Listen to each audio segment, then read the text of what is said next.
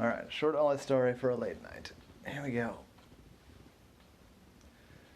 It's one of the biggest acts of vandalism we've seen, Ollie, at least in this neighborhood. I said, okay, well I can be there in about an hour and a half. We can see what we can figure out. I said, okay, thank you.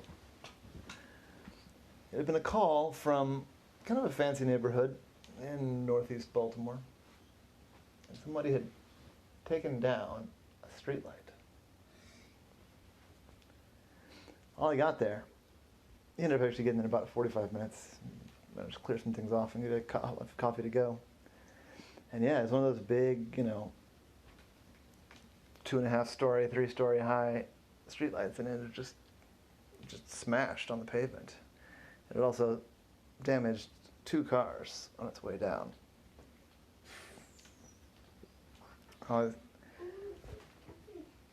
Nobody was hurt, but the cars were damaged.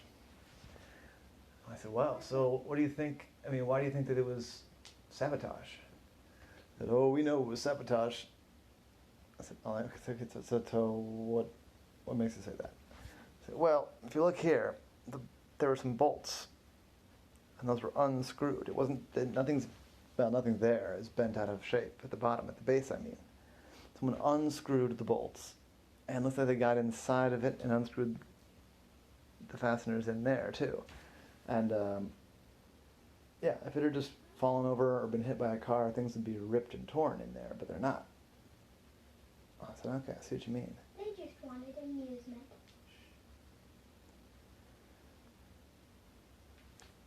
Have you dusted for fingerprints? I said, no, our fingerprint guy is on another job, actually, so we're hoping that was one thing you could help us with. I said, sure, no problem, I brought my kit. And I dusted for fingerprints, and they got some fingerprints. So they sent them into the database, but yeah, it's going to be a little bit of a wait to get them back. And I said, huh. So, while we wait for that to come back, I started thinking. So nobody saw anything, I'm guessing. I said, well, yes and no. The lady across the street said she saw some workmen there earlier today. I said, oh, but there's nothing in any of the city or the power company or the telephone company. Nobody had any crews out here. Was supposed to have any crews out here today. And if they had like a professional crew, they wouldn't have just unscrewed something and left, drop it in there.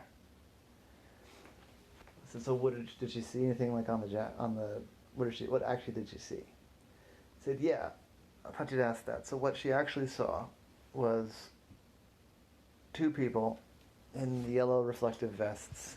Other than that, they were wearing regular, jeans, t-shirt, and they had hard hats, and one of them had a clipboard, and the other one had a big bag of tools. And they were there, and then they left.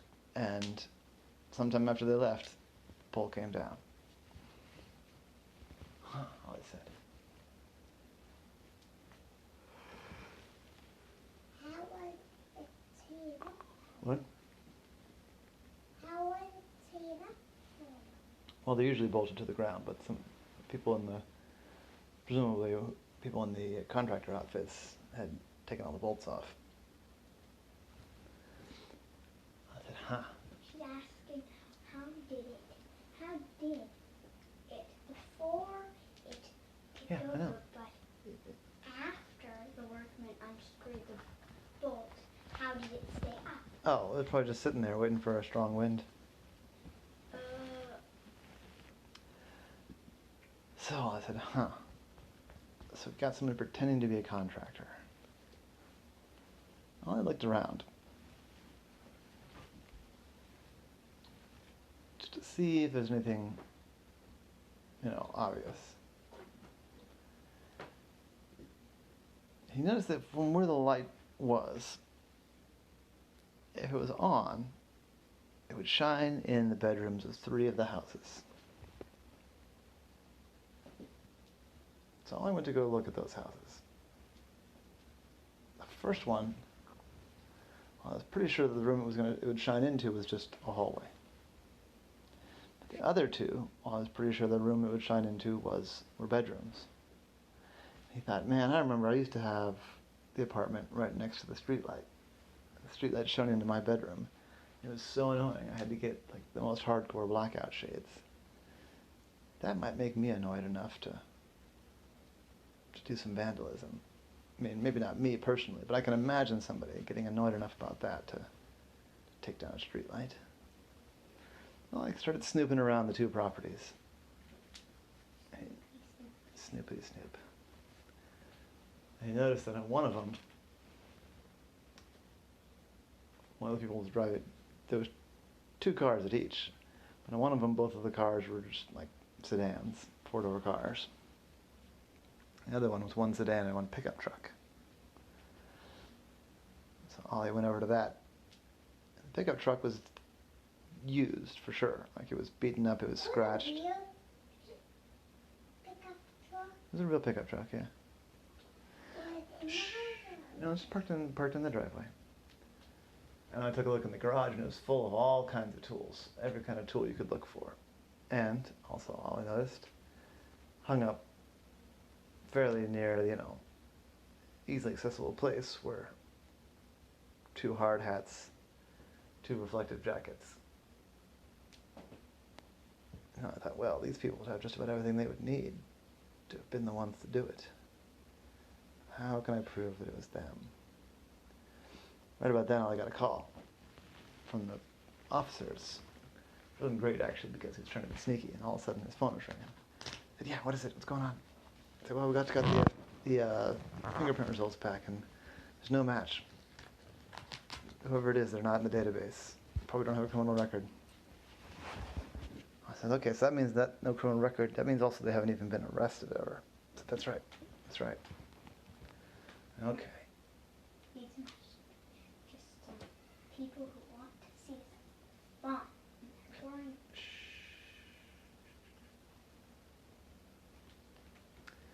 And Ollie looked around. And that's when he noticed that there was another streetlight in the alley that he was pretty sure would shine into a different bedroom in the same house if it was on.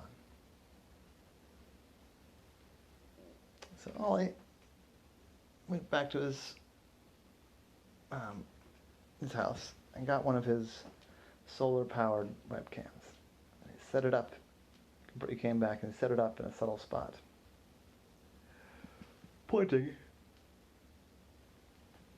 excuse me, to where he could see this street pole.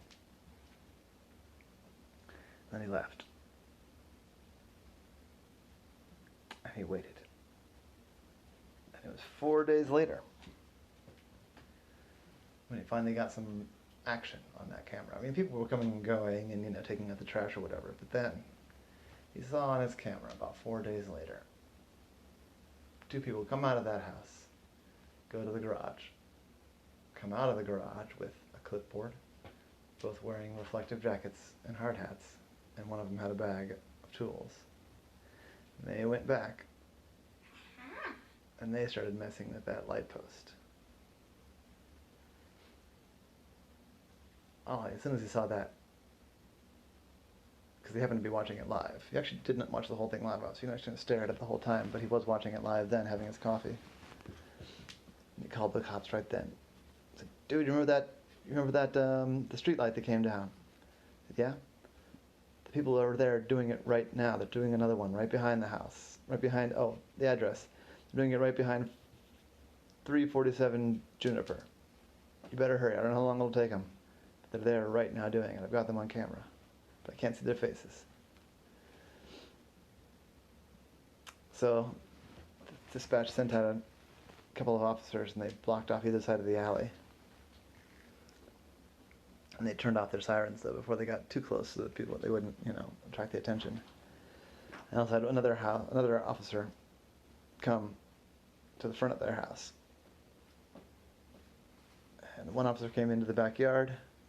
And two officers came down the alley.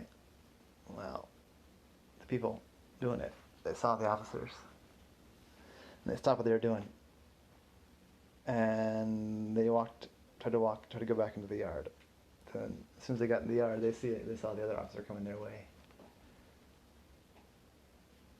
And they tried to run around the opposite side of the house. but the officer was too fast for him and got one of them. The other person got past him, but then once one of them was caught, they both stopped. I said, "What do you think you're doing? Get off my property." I said, "You, sir, are under arrest for reckless endangerment, public vandalism, all sorts of things." I said, "You can't prove nothing." I said, "I can now. I've got you on camera." "Got you on camera?" "That's right. I saw the whole thing. Saw you come out of your house, get on your little outfit, and start messing around with the lamp. And I bet if I walk back there now, I'm going to see some loosened bolts on that streetlight." "You ain't got nothing. You ain't got nothing. I want my lawyer." But the other person, the lady, she said, "Oh, forget it, Phil. We're busted." I said, "Don't say anything, Gladys. It's just so hard to sleep with these bright, bright lights. And we tried to call the city and get them to put on shades or put on some regular sized lights, and they just wouldn't. And I haven't slept well in years." I said, "Oh, man, you're going to sleep well in jail, hon. You just gave up the whole goat." And so they arrested him and took him downtown. Well, the judge ended up being kind of lenient toward him because he could understand their perspective. They had to do lots of community service. They had to pay for all the damages. And the wife had been the vice president of the community association, and she had to step down from that. But over the course of that whole discussion, the power company agreed to put in some regular scale lights, like pedestrian scale lights for the whole neighborhood, and move the big old giant ones somewhere more appropriate. Afterwards, one of the arresting officers came up to Ollie and said, "Do you think this is a bad example? I mean, they kind of got what they wanted in the end." I said, "Well, I don't think most, people from wealthy suburban neighborhoods are going to be willing to knock down power poles to get what they want. But I guess it's a risk." "Well, in any case, appreciate you." It's almost over. "Appreciate you coming out and helping us on this case, Ollie. It was a weird one." I said, "Well, I can understand it. You'd be surprised what some people would be willing to do for a good night's sleep." And that was the case of Ollie and the falling streetlights.